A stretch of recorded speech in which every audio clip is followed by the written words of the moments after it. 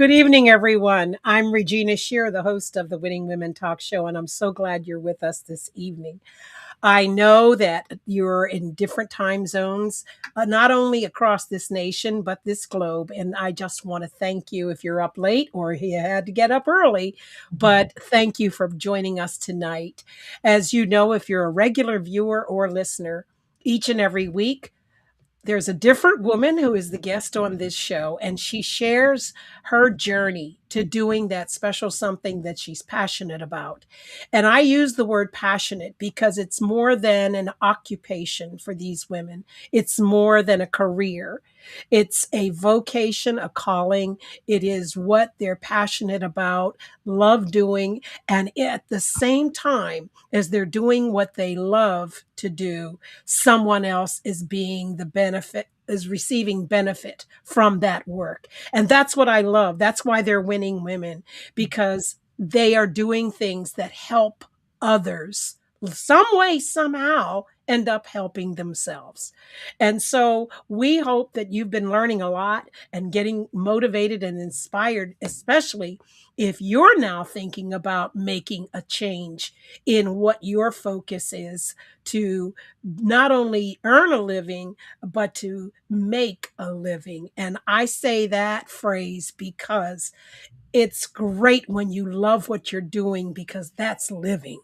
And when you can live out that vocation, that thing you're passionate about, it makes a difference. But each journey is different. Each struggle is different, if there are any. Each challenge is definitely different. And I know every one of these women have faced those obstacles and challenges that they've had to surmount in order to make their dreams come true. So I hope that you've been motivated and inspired to say to yourself, I think I'm going to make that change. And if she can do it, so can I. So we invite you to not just watch or listen tonight, but to join in.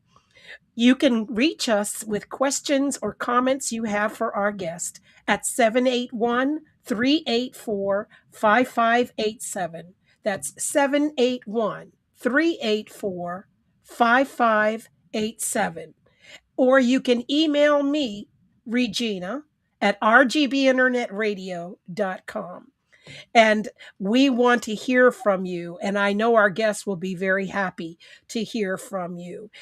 And now that gives me an opportunity to introduce our guest tonight. Her name is Dr. Maisha Rodriguez. She is the CEO and founder of Third Veil Consulting. Dr. Maisha is an organizational healer, blending organizational healing and social justice to cultivate greater well being at work.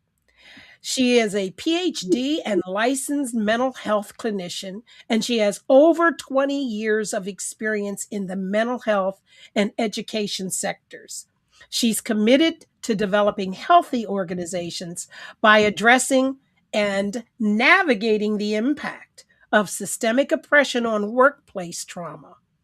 Dr. Maisha connects theory to practice, engaging and employing strategic initiatives that transforms leadership and development, fosters environments that promote positive workplace mental health, social justice, and liberation from workplace trauma. And her focus is on creating healthy organizations and healthy environments where everyone can thrive, regardless of ethnicity, culture, or gender. So, in other words, she turns toxic environments into holistically healthy habitats of productivity. She is a core faculty member of counseling and psychology at Lesley University. She's a presenter and scholar in root cause analysis and, my favorite phrase, intersectional stages of change framework. And she's also an author whose work has been published in several publications. She is a graduate of several universities, as of course I know you already have figured that out.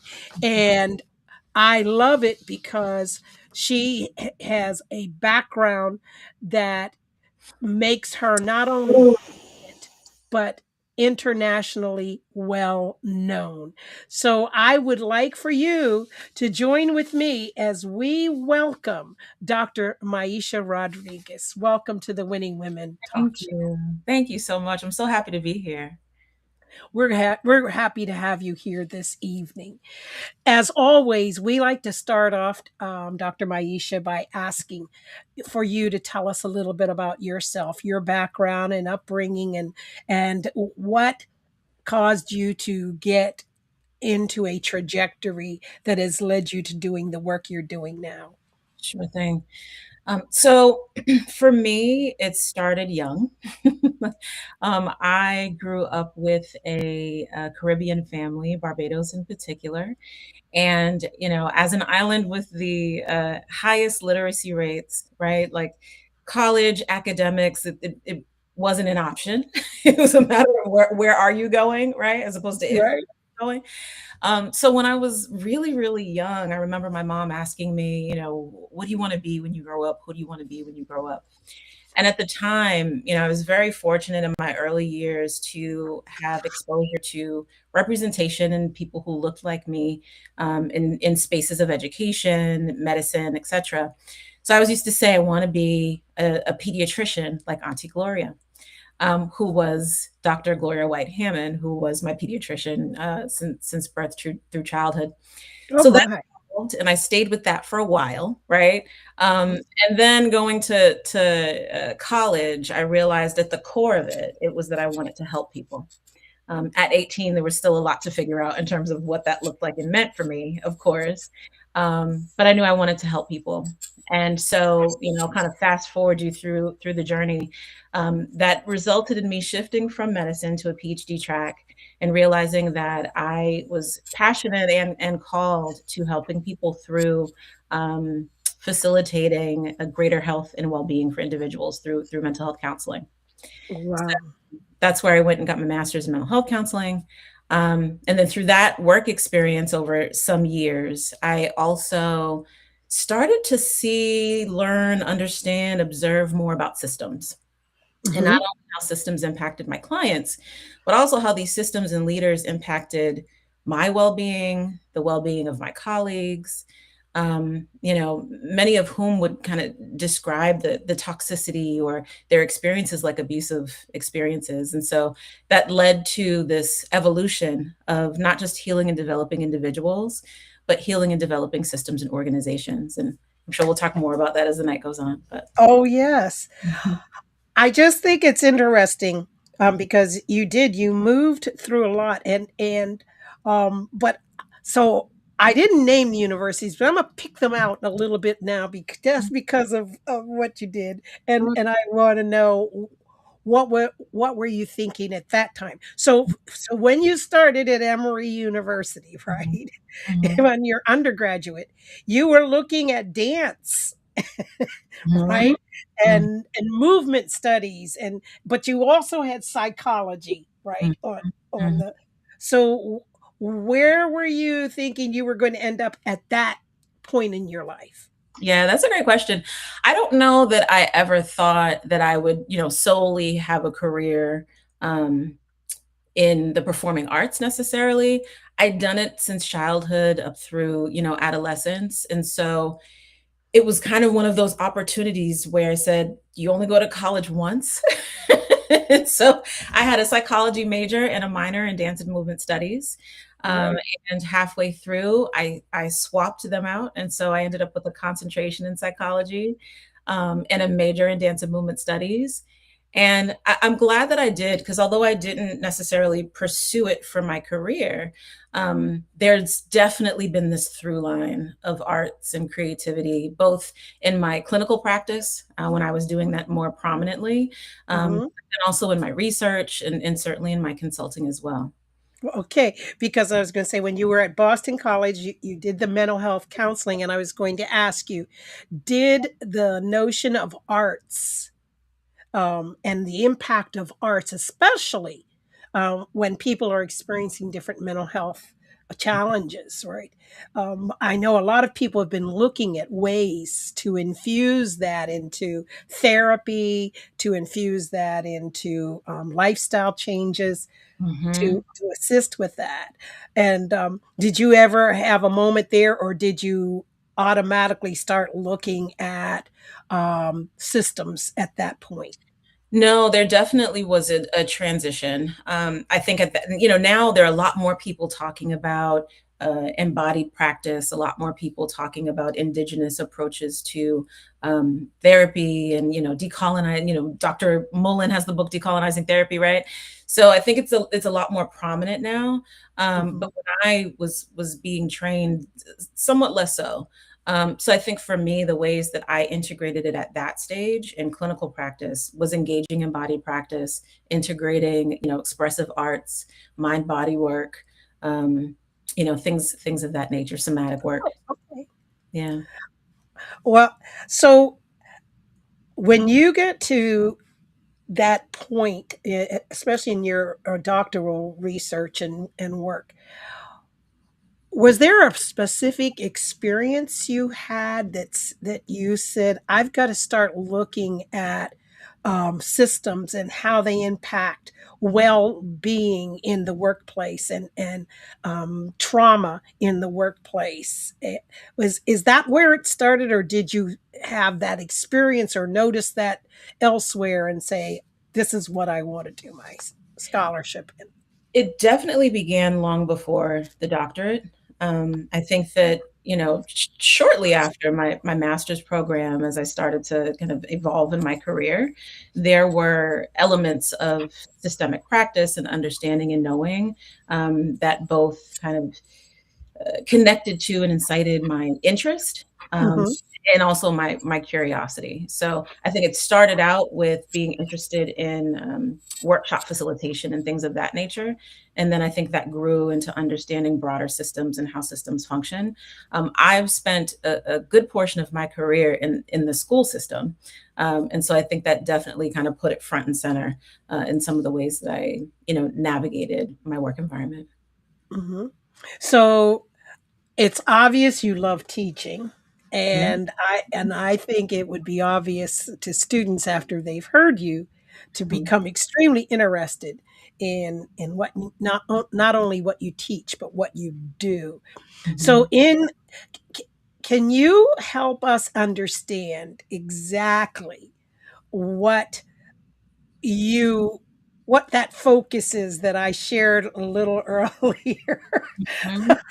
And how important that is in the work you do and why it's so important. And I'm talking about the intersectional Sure, stages of change sure. framework.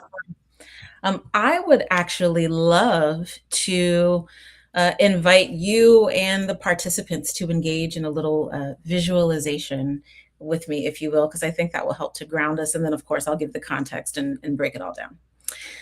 So when I think about my why, right? You know, if folks who are listening feel comfortable closing your eyes, you know, feel free to do so. If you don't feel comfortable doing that, you don't have to. But just kind of listen to these words and allow the images and things to wash over you. Okay.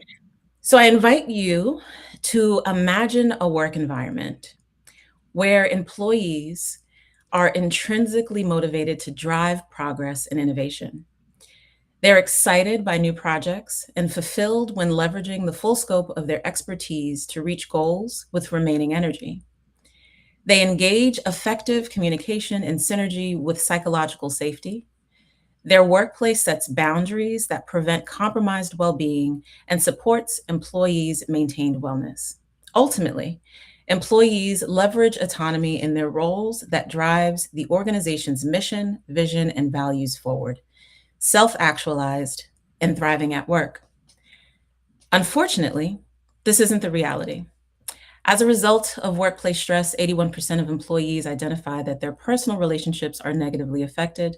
71% report actively looking for new jobs while on the job, and 63% engage in drinking, crying regularly, or other unhealthy behaviors. Now, I could go on to talk about the impact that this has on sustained dis-ease on the mind, body, and emotions. Um, that's my why. That's my why, and that's where Third Veil Consulting came from. So, from years of working, observing, experiencing, listening, um, part of me wanted to understand, why is it this way? Right? So that's part of what my doctoral research enabled me to do, was to engage in root cause analysis. But the other thing that I started prior to that research was trying to figure out, what could a solution be? Because I firmly and vehemently, as I believe that individuals, have a God given right to wellness, and well being, I don't feel like that should stop in our personal lives, right? Like that should be inclusive of our work environments and in our careers. So Third Veil was born, and there are a few elements people often ask. Well, what does it mean? Right? What does Third Veil mean? So there's this theme of threes, and so they're kind of three areas of significance. One of those is, I often find that folks, employees, leaders tend to either focus really heavily on systems, operations, administration, or they focus really heavily on the people and the culture. But we kind of struggle to live in the intersection of the two, right? And so that's where I come in. That's where my sweet spot has been. That's where I've lived to try to figure out the solution. The other couple pieces are that I also firmly believe, as I said, right, that we kind of have a God given right to thrive, not just in our personal lives, but also in our work environments. And to be able to structure systems and environments that can kind of exist simply, scalably, and sustainably. And then the last piece is, as we think about individuals again, oftentimes we'll create these wraparound services, right, that can support them as multidimensional people. So I take a similar approach when it comes to organizations and creating these wraparound services, for the organization. So there's some professional development, educational services. There's, coaching for senior and executive leaders. And then there's the work around holistic organizational development, toward healthy systems and culture. All right. So for especially for some who may not understand that intersectionality and and some of those terms, w- can you give us an example of an incident that could happen in a workplace that where these things automatically impact the employee? Sure. And One of the things that I often say is that, if we don't value something, we often won't prioritize it. And if we don't prioritize it, we won't fund it. Right. So when we think about that on the systems end, that often means that potentially, systems and structures aren't clear, aren't functioning optimally. That means roles and responsibilities likely aren't clear. That also likely means that people aren't being invested in terms of professional development, capacity building, bandwidth, and sustainability, right? So there's this kind of interconnection between, clarity of systems and policies and practices and our values, and how that then situates the employee, to align with the mission and the vision and kind of reach the goals, that are respective to their role in the workplace. so if I'm a person who has, and I guess the best thing I can think of is I'm a visionary. I'm an Mhm, employee who can see and dream up initiatives that or system changes that I think will better the company, grow the client base, or whatever it is, impact the users or customers in positive ways and make them want more. mhm, mhm, um, and I bring that to someone in administration that it could might be a decision maker, mhm, and I'm told I need to work on a little more and come back and let's do a pilot or something like that. And I do everything asked of me, come back, and I can see it's working. I've got data to support that, and it's been a year and a half later, whatever, mhm, and let's go with it, right? Because I have my facts, my data. And I'm told, well, you're already doing it, so let's just keep that going, right? Mhm. And the bottom line, though, when I push and push and say, "What I need help, I need more resources or whatever," is that you want the program, you want the initiative, but you don't have the money to fund it, or you don't want to spend the money, Mhm. because you need to be able to see how that makes money in the Mm. long run, right? How, where that money's coming from. And so now I've spent a lot of my time and energy and thought and worked overtime probably or and everything else. And I'm rip roaring mad because I feel used. Mhm. Is is that part of what you're talking about? I know it's not the best story, but I'm just using. Yeah. I mean, it happens. Like, that is a real that's a real example. And I think, yeah, I mean, there was an element of the example that you provided where there was a systems and funding piece, right? I think there was also an element of a lack of clarity in that example. I think that there was also, clarity on a number of fronts, right? Not just on the leader's end in terms of being clear with their employee around, do we have the funding, don't we? What this would mean for the pilot, what is an equitable amount of time to engage in a pilot that you know you likely don't have the funding right now to support, right? I think it also kind of would integrate elements of, what does this mean for this person's uh, growth, and sustainability at this organization, institution, or company, right? If this is someone who is engaging in visionary, strategic level work, and they're impacting either program wide or department wide contexts, then that's something that I would want that leader to also take into consideration. So yes, it kind of targets a bunch of different areas. Right. Well, I because I think I'm not in the workforce anymore, right? I'm not there, but I hear stories. And I think one of the things that I'm hearing, and the best phrase I can use since I've been out of the workforce for a while, is that a lot of institutions are maximizing the minimum. Hmm. And that's a nice way of saying I'm working three jobs and I'm just one person. Hmm. And I hear that, and while people may feel I've gained a lot of skill sets, I feel competent in what I do, or confident, they feel they also feel burnout, and they feel unappreciated, Hmm. right? That human capital value isn't there, even though value add is coming from that individual. I hear a lot of that. And so it's to me, the things you're trying to help institutions do is important because there are individuals who are mentally Hmm. starting to crash and burn because of these types of things. 100%, 100%. And, thinking back to your original question in terms of the framework, so hot off the presses in my research and kind of recent launch of the website, it was formerly the Intersectional Stages of Change framework. It is now organizational well-being by design. And so there are these three components, right? There's healing and regeneration, there's values and action, and there's healing systems design.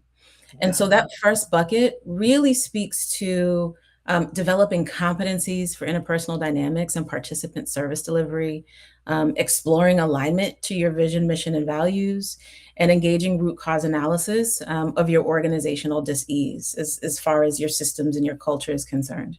And so then the values and action is where we really get to kind of build on that and think about what would organizational improvement look like for your workplace, and then we implement. What? Okay. So one of the questions, the first question that I've got is, I've heard you say root cause several times. What is root cause? Great question.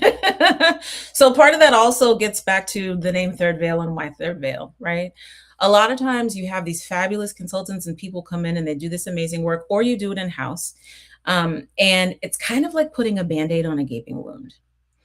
So when you engage in root cause analysis, it's this process of pausing and taking your time to really figure out and kind of lift back the layers, look under the hood, whatever metaphors you feel comfortable with, to really get a sense and an understanding of at the root, at the baseline of it all, what is contributing to the challenges that we're having with functioning. Again, whether it be systems or whether it be organizational culture. And so, as I said, a lot of times organizations, they don't really take the time required and necessary because we're so focused on the outputs and the outcomes and the goals and all the things, right? Um, I think it was Einstein who said, if I had, an hour to solve a problem, I'd spend 55 minutes trying to understand it and 5 minutes coming up with the solution. So that's really what it gets at the heart of it. Right. Yeah. Okay. Well, I hope that that answered the question.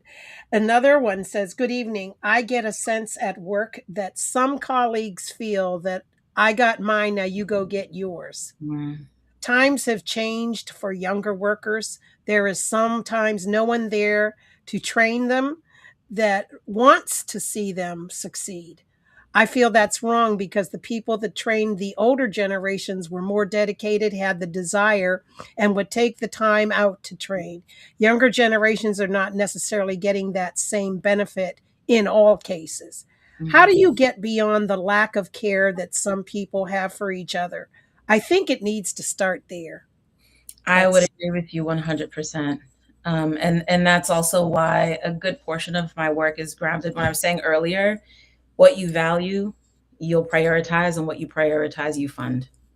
And so before I engage in any, level of holistic org development work with clients, there is a 3-day workshop that I take people through, where the first day we really dive deep in understanding, why do our workplaces function in the way that they do to begin with, right? mhm, And we look at that historically, we bring it up to present day, and then that helps to then feed into, so then why does our culture function in the way that it does? Why don't I get that support that seemed to, be there a few decades ago?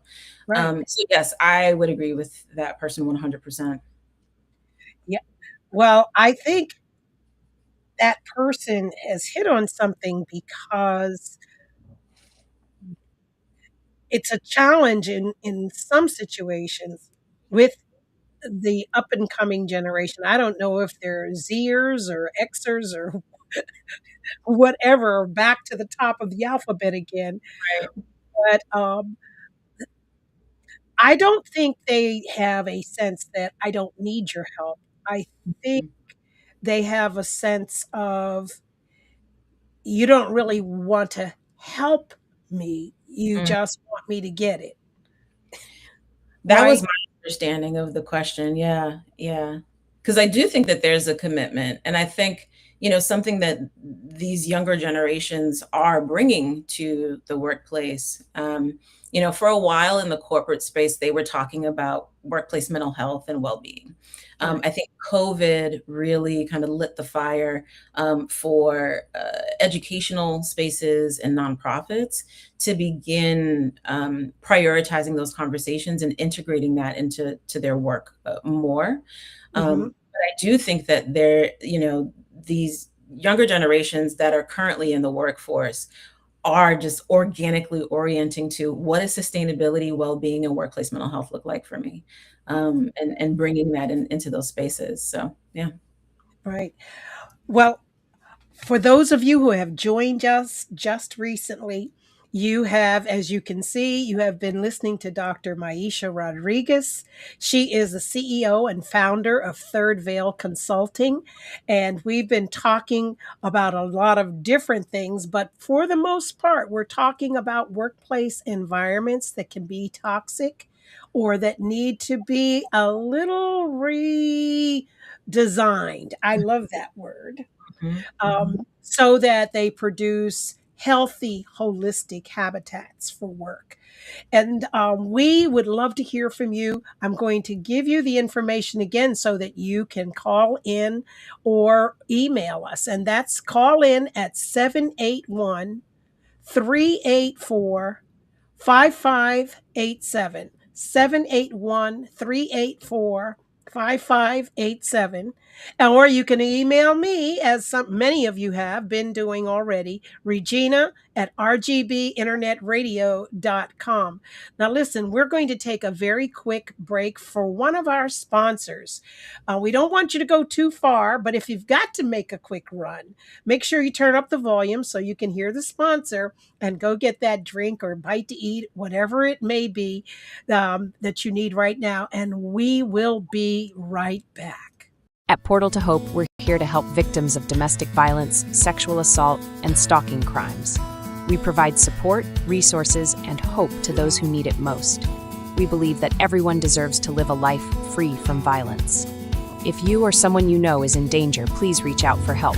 Call us at 781-338-7678. We offer a variety of services including counseling, legal aid, job assistance, and housing support. We also work to raise awareness about these issues and to advocate for change.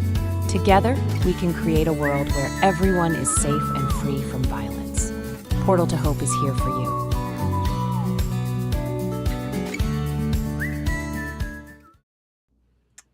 And we are back with Dr. Maisha Rodriguez. Dr. Maisha, another one of our viewers has just asked, you mentioned toxic, but I heard the word trauma. What does trauma mean in the work you do? Very similar to our universal understanding of trauma. I think when we experience trauma in the workplace, the impact is the same. There are people who, if we look at the broad spectrum of impact, and it may experience stress, they may experience more acute or chronic stress. They may experience anxiety. They may experience burnout or depression. Some may, in fact, have PTSD, post-traumatic stress disorder, from workplace experiences. So, there can be relationships with certain power dynamics that are unhealthy, abusive, and traumatic. There can be workplace bullying. I know that that's kind of another area that's taking off more recently. Mm-hmm. I think we've seen in recent years some of the unfortunate impacts of that. Thinking of Dr. Antoinette Bailey and a few others who, she unfortunately took her life as a result of workplace bullying. So it's pretty similar. I think the only difference is that it's actually happening in the workplace. Okay. So, okay, before I ask you the next one, the person sent the initial, this last question said, I forgot to ask, are microaggressions included in trauma experiences? 100%. Yeah. Yeah. So, a few weeks ago, I had a guest on, and someone who was more international said microaggressions is not a common term in my country, but it Mhm. is in this one. Can you please explain it? So, would you be kind enough to do that? Sure, sure. So there are a couple terms, microaggressions or macroaggressions. Hmm. But essentially, I've heard this metaphor that I felt, or a couple of metaphors actually that I felt described it well. So, when you have that kind of buzzing mosquito or that actual buzzing bee that could maybe do more harm and damage than the mosquito could, that doesn't Hmm. go away, right? And you might try to swat it away. You might try to, get it away some sort of way, but that just tends to agitate it more, right? And if it's a bee, you may actually get stung. And God forbid you be allergic to bee stings, right? Hmm. So microaggressions, I've also heard it described as kind of death by a thousand cuts, right? So it's these Mm.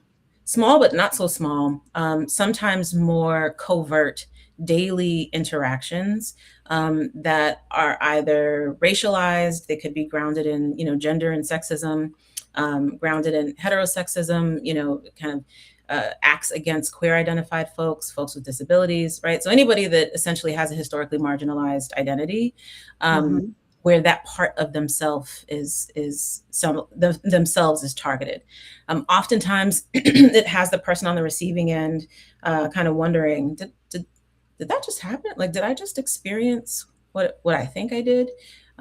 So yeah, those are microaggressions. So I even though the term starts with micro, they're not so small, especially in terms of the impact that they have. Right. I Mhm, think that's one of the reasons sometimes people struggle with that term because mhm, micro just makes you think small. And in a way, it could be. It could just be something someone said really wasn't anything that was profane, mhm, right? Overly insulting, but mhm, it was, and maybe even by accident. mhm. For instance, you're sitting with your colleagues having lunch in the lunchroom, and it's a cafeteria type of thing, and someone gets up and says, "I'm going back to get some bread or whatever." Oh, they have watermelon. Would you like some? Yes, Now they may have thought that didn't mean much of anything because yes, they figure you like it, but you're sitting there thinking, and yes, they also have bananas and strawberries and blueberries, and you didn't yes. ask me about those. And to be clear, that would have been said to a person who was their Black employee. Right. Just for folks who didn't connect those dots. That's true, right? But yes, so it's little things Mhm, like that, and mhm, and hence the micro. But when you do your work, mhm. is microaggression um, key, or is it macroaggressions that the work really needs to happen that you're seeing more of? Which, or is it both? I I mean, it's definitely both. I think it's especially just there's so much going on right now. So in society. So I definitely think it's both. And whether it's that it's happening in the workplace or their experiences that folks are having on a day to day that they're bringing into their workplaces. But yes, I think, even with my students, over the last year or so, we've been a lot more cautious, supportive, all the other words that you can think of, and really understanding kind of what it means for them to be in school in these times.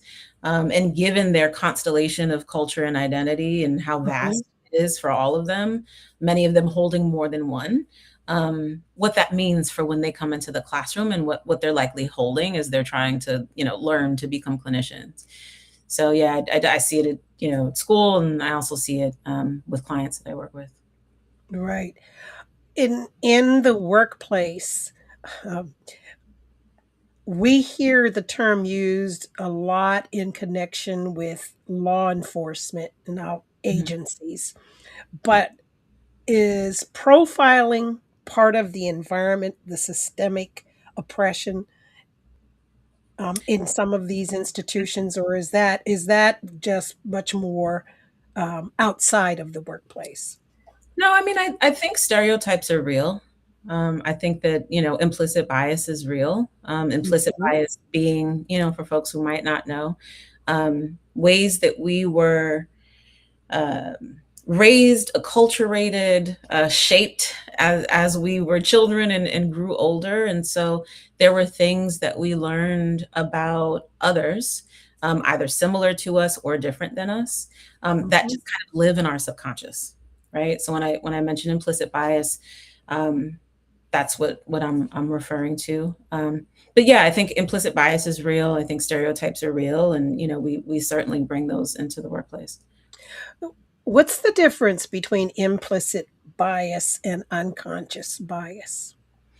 That's a good question. I think they're really similar. I think to some extent, it's kind of navigating semantics.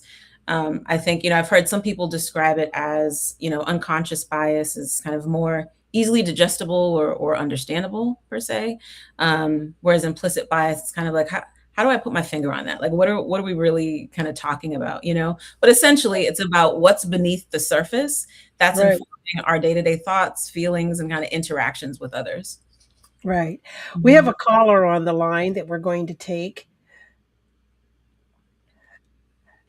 Good evening, caller. You're on the Winning Women Talk Show with our guest, Dr. Maisha Rodriguez. Welcome. Thank you. Good evening, Dr. Regina. Good evening, Dr. Maisha. I've been listening to what you said about macroaggression, microaggression, and I just wanted to make this comment. I feel sometimes that what one person might feel is a microaggression, someone else may say, "You're too sensitive. I meant that as a joke," or you weren't supposed to get upset about that. Person A and person C doesn't get upset about it, but you, person B, you're the one always getting upset. So I feel like that can happen sometimes. And I believe that there are standards that are established as to what you should and shouldn't say. You would think some people would understand how to be nice and considerate to others, but it really isn't the case. I can remember at work, I live in Massachusetts, so I thought in Massachusetts they were required by the state to have employers show like a sensitivity training video or have some kind of session. I just remember doing it a few years in a row. I don't know if I don't do it anymore because it's not a standard that they track anymore. Mm-hmm. But I just wanted to mention that what I might feel is a microaggression, like you said, death by 1,000 cuts. Someone else may not take us seriously, and that's unfortunate. So I wanted to hear your thoughts on that. Thank you. No, thank you for mentioning that, because I do think that there is a subjective nature to it. And, oftentimes one of the things that comes up in the workshops that I do around kind of guidelines or norms for our time together centers around intention and impact, right? And so oftentimes when we say something or do something that has a negative impact on the other person, the actor, if you will, is so focused on their intention, right? Likely because, we ultimately, don't want to hurt somebody else, or don't want to, if we have, that's a difficult thing to sit with, that inner conflict. And so oftentimes, to your point, because it can be so subjective, I think it's important to really center intention and impact. And it's in those instances, it's really less so about the person's intention, but it's more so about the impact that it had on the person on the receiving end, and to be able to sit with that and that person and have that conversation. So yeah, I agree. I hear that. Right. I've had someone say to me once that they really didn't care about, no, they didn't care for the person who came up with this term political correctness Mm, because they feel it's condescending. They would rather make the mistake and have someone say, "I take offense to that," or try to say something they think isn't going to be offensive mhm, and end up being more offensive, mhm, right? mhm, By mhm, trying not to be. mhm. So they were like, I feel fake trying to be politically correct. And I think that when I hear you talking about impact, right, Mhm, that mhm. a lot of times people have no clue that even when you thought you got it just right, that the impact is, what are you saying to me? Exactly. Exactly. Yeah, it's really about the person that it lands with. It also makes me think about love languages, and oftentimes we engage with other people and show love in the ways that we prefer to receive love, but that might actually not be the Yeah. way that they receive love or prefer to, engage in relationships with others. So, yeah. And that's the heart of your work, isn't it? It's relationships. Mhm. And Relationships and systems, and what does that mean when they come together? right, Mhm. right, exactly. Because some of these systems don't foster relationships. Mm-mm. They weren't designed to. They weren't designed to. Now say a little bit more about that. Now you've made me curious when you say they weren't designed to. Yeah. So there's a book. I every time I say this, I say I don't get paid to share this reference with people. But there is a book that, for years I was in organizational leadership. So I started out doing clinical work, and then, I think I shared this with you when we were talking on Monday that over time, as I grew an interest and a curiosity for systems, my roles then uh, increased in successive leadership and positionality, and not intentionally. I never intentionally sought to, engage in senior and executive leadership, but it was more of a thing where I said, oh, well, if there's a problem here, then maybe if I'm positioned this way, I can help. Then I got there and I was like, okay, not quite. Maybe if I'm positioned this way, then I can help further. Okay, not quite. Okay, maybe if I'm positioned this way. So I just kept following the crumbs, so to speak, right? Right. So, I think with that work, and engaging in that work, there was this book that I came across before I shifted over to education, and it's called Accounting for Slavery by Caitlin Rosenthal, and it completely blew my mind. She is a woman with an MBA, and she engaged in her own research in trying to understand the institution of the plantation, not from a narrative or qualitative perspective, but more so from a systemic, and institutional and operational perspective. Mm-hmm. Mm-hmm. And, many of the systems and structures that were a part of that institution, general ledgers, quarterly reports, annual reporting, progress monitoring and evaluations, the structures, the hierarchies, organizational charts, all of those things have those roots. And so, it, as we know, those roots didn't necessarily start with how do we create the greatest amount of sustainability and workplace mental health No, of course not. for those involved, right? Like that wasn't how it worked. It was about human capital.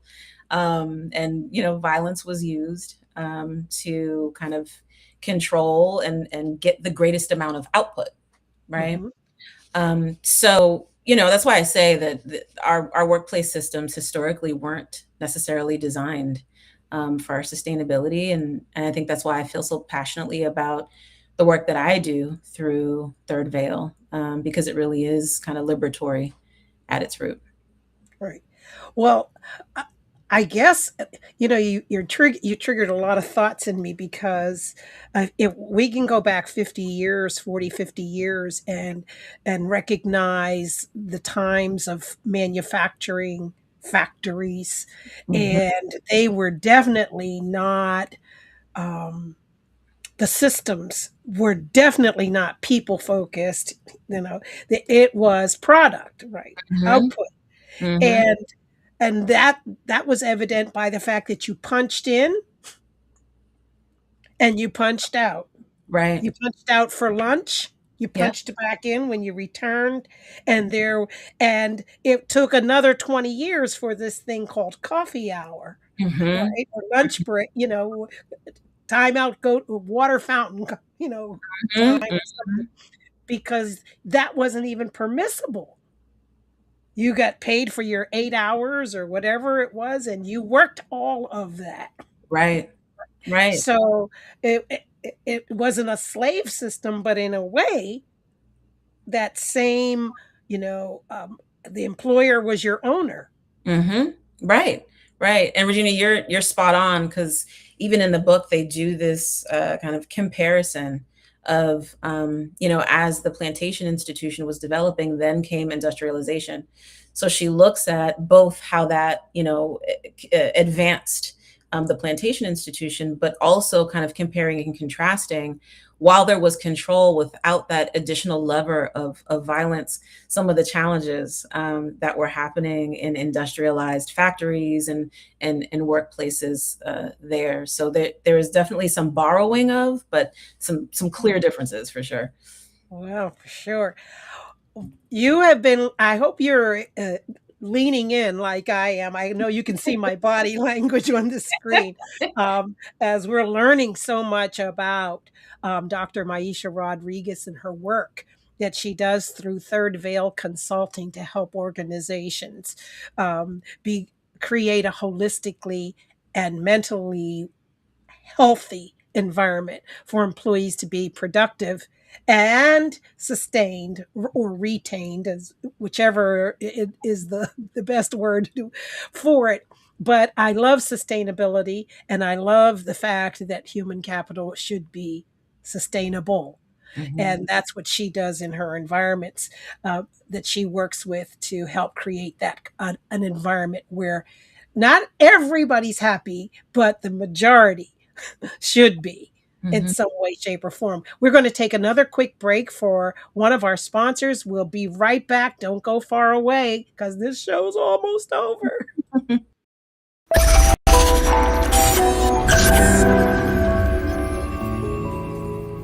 Life can be unpredictable, and when those moments occur, you want the assurance that your family and property are protected. Sabatino Mastrocola Insurance Agency provides insurance coverage and security for every situation: home, life, flood, car, personal, or property. We're here to help you protect what matters most: your future. We are a full-service insurance agency providing experienced experts who speak Spanish, Portuguese, and English to assist you in acquiring the type of insurance coverage you need. That's the Sabatino Mastrocola promise.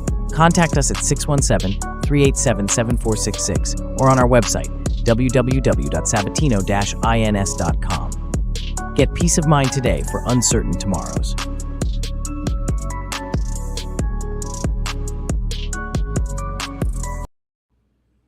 And we're back with Dr. Maisha. And um, our time, I cannot believe how quickly this time has passed. But if you would take some time to share with us about Third Veil Consulting, Sure. um, there may be people who are, how can I get in touch with her? What can she do for our company? Or so please tell us about your company. Of course.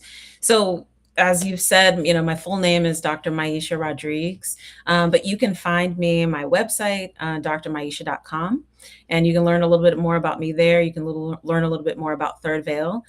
If you would like to get in touch with me, if you go to the contact page, you can kind of fill out a form, and I will email you back within 48 hours. Some of the things that people will seek me out for are if you're looking for professional development, I offer a half day, full day, and 3-day workshops. If you're looking for more in-depth work, I do also do work with clients on helping them to further develop healthier systems and healthier culture through holistic organizational development. And then that also tends to involve coaching for senior and executive leaders. So those are kind of the 3 areas. If you're curious and want to know more, certainly reach out to me. There you go. That's right. Don't give it all away. Don't give it all. Um, if as you look at the work you do, because you mentioned the types of things, if they're interested, that they can contact you about, and there's more on the website, so you can find it there. But what is it that you get? I know you get excited about all of it, but Mhm. what aspect of it do you really love to do? That's like asking which of your children is your favorite. That's such a That's difficult question. Because they're each so different. So with the educational services and professional development, the half day workshop, it's about 3 hour, anywhere between an hour and a half to 3 hours. And that one focuses on stress management and workplace well-being. And we look at identity. And then the full day workshop that I do, it's kind of a part 2 of that, and it dives a bit deeper. So that one looks at burnout, compassion fatigue, and radical self-care. And we do a little bit with understanding culture and systems, but we don't dive as deep as we do in my 3rd day or my 3-day. I think the 3-day workshop, I really enjoy that because so that one is titled Liberating Systems and Culture from Workplace Trauma. And so, the first day we're focusing on systems, 2nd day culture, 3rd day workplace trauma. And I think inherent in my approach to the work, identify myself, brand myself, market myself as an organizational healer, right? And so I have had participants from these workshops day one talk about how transformative it was for them. I've seen teams go from not feeling any sense of psychological safety, not wanting to be vulnerable, to by the end of that day together, expressing gratitude for each other, being vulnerable, being willing to support each other, and seeing the ways that they're in it as opposed to siloed and compartmentalized. Oh, Um, that's great. Yeah. that's a beautiful process. But then the technical assistance, being able to kind of get my hands in there and working with organizations to engage in org improvement. Yeah. So, and then, I don't do as much therapy these days. So the executive coaching for senior and executive leaders, that kind of provides that. Well, sometimes I do small groups too, but that kind of provides that one-on-one.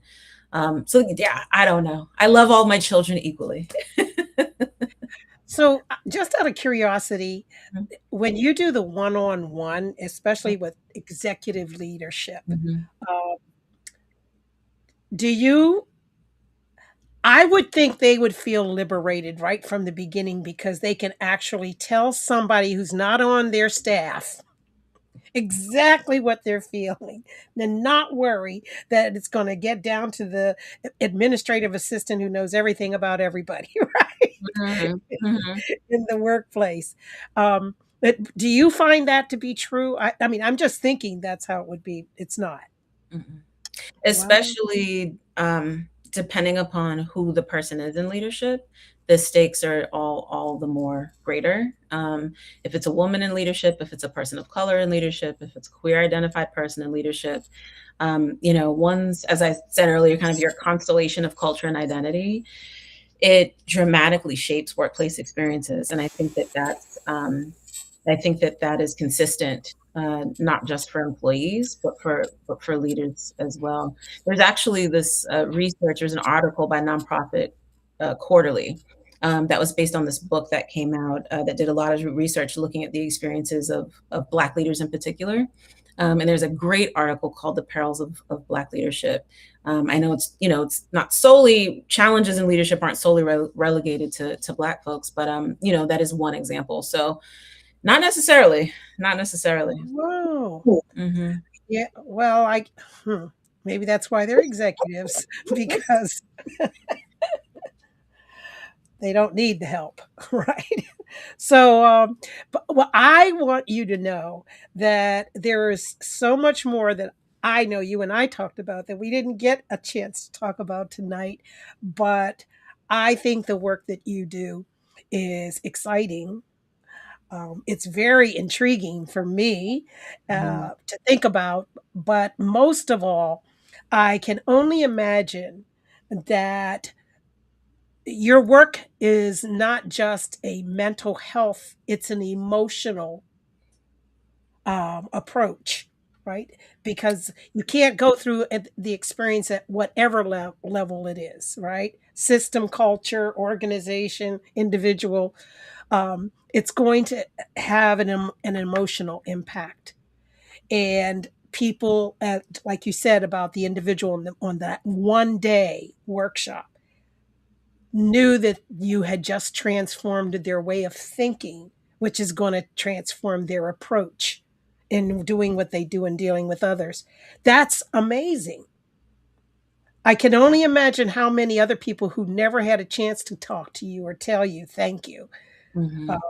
what difference it has made in the organizations within which they work. Mhm. Mhm. So I thank you for that work. Yeah. I and I'm glad that life in itself created an intersection for us to meet. Me too. Um, but again, for those of you who have been viewing and listening, you have listened to Dr. Maisha Rodriguez. Mhm. Mhm. Um, and her website is available. Can you give them your website address? Sure. So if you go to www Dr. Maisha. That's DRMYISHA, right as you see my name in the yellow there, .com. And you can also follow me on LinkedIn, and my profile is Dr. Maisha on LinkedIn too. There you go. And if you say, okay, I don't know what I did wrong, because you may have misspelled Dr. Maisha's name, although I tried that, and you'll still find her on the list. Um, but again, her company is Third Veil Consulting, LLC, and so we thank you so much for being on this show. Your work is amazing. I know your students that you teach must just love you and are learning a lot from you at the doctoral level. Thank you for all you do. You truly are a winning woman, Dr. Maisha. Thank Thank you. you for being Thank you. on the Thank you show. for having me. Oh, yeah. And we wish you well. And please let us know anything else you publish. We'll be sure to make an announcement about it on the Will show. do. I'm working on something this summer, so. Oh, okay. All right. And for the rest of you, thank you for joining us. And we hope that you will join us again next week, same time, same place on the Winning Women Talk Show. I'm your host, Regina. That's how I say my name. Okay, okay. Shearer. And just remember, no matter how busy this week may be, find one moment to love somebody. We're out of here. Thank you for joining us. And we'll see you next week, same time, same place on the Winning Women Talk Show.